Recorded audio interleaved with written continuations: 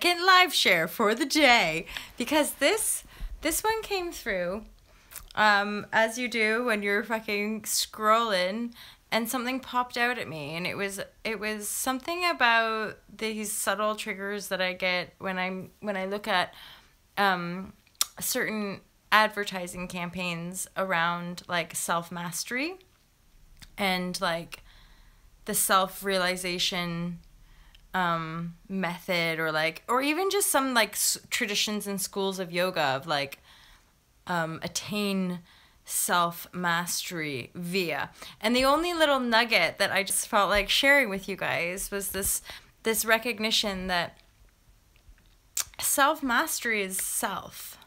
It's in self. Like, so it's like inside you. So just be very mindful of the illusion or the distraction or the slight distortion. It's not, again, this isn't about polarity. It's not right or wrong or good or bad, because in essence, every single aspect of our experiences is a chosen aspect of our own creation. You know, we're desiring on some level to have this experience, whether it's suffering or joy, whether it's tightness or expansion, so whatever it might be. I just know that as we are navigating these awakening energies and this real quantum manifestation and human expansion, like, wow, just beyond our, you know, our normal 3D imprint mind. Just be super mindful of hooking into any kind of sales campaign around selling you self-mastery, selling you the idea that my course or my method or this ancient tradition or this theta quantum healing, this form. So be very aware of being sold that this form outside of you is going to offer you self-mastery. If you're attracted to it in a really genuine way, it's likely that there are teachings, information that you can exchange that's going to open you up and expand you on your mish. Just be aware also that those, at some point of our journey, we drop all external sort of deflection of power. So you are yoga. You are Kundalini. You are mastery. You are master. You are student. You are, it's the I am, yeah? I am that. So remember that it's always in you, and that there's no external tunnel or external bridge or external course or external person or thing or blah, blah, blah. There's nothing outside of you that is going to ultimately teach you who you are. It's you remembering, connecting, feeling, you feeling who you are. And the feeling is really one and in profound connection with the thought streams that you carry. So the beliefs and the thoughts that you have. So start paying attention to those and start being diligent with just sitting with feeling, not buying into the thought, because thought is just another aspect of firm form creation.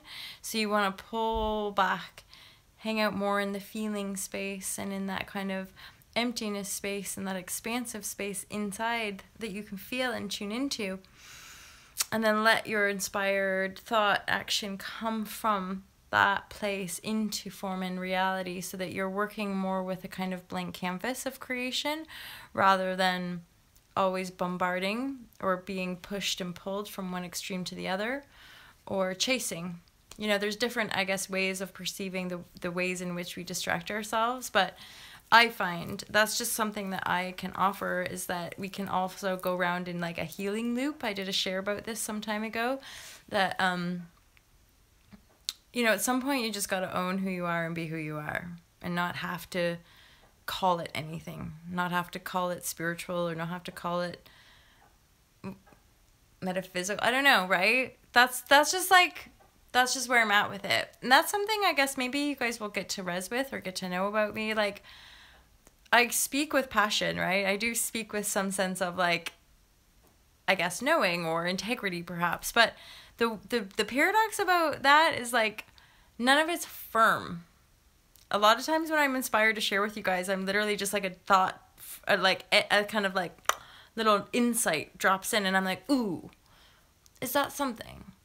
So like, again, and if this is about accelerated expansion and accelerated upliftment, then that could have a piece for a lot of people on the journey where they're kind of debating, like, where someone's telling them, well, you need to do this course, or like, you should be, because you're not good enough because I want you to buy my shit.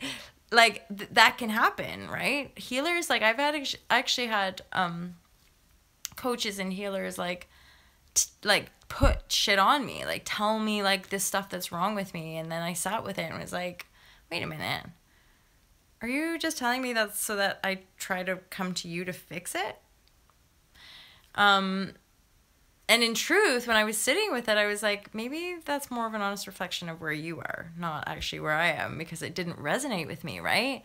So that's me sharing with you guys. Like, if something doesn't resonate, don't listen to it. If something doesn't really feel aligned, don't jump into anything. If you're like feeling a little like not sure, just feel a little bit more, you know, like before jumping into something or before giving your power away, because even form, not just humans, but like even systems and structures and schools, traditions will have an energetic form. So even buying into the idea that yoga is something, a form outside of you, that can be a distraction, and that can take your power away, your divine power away.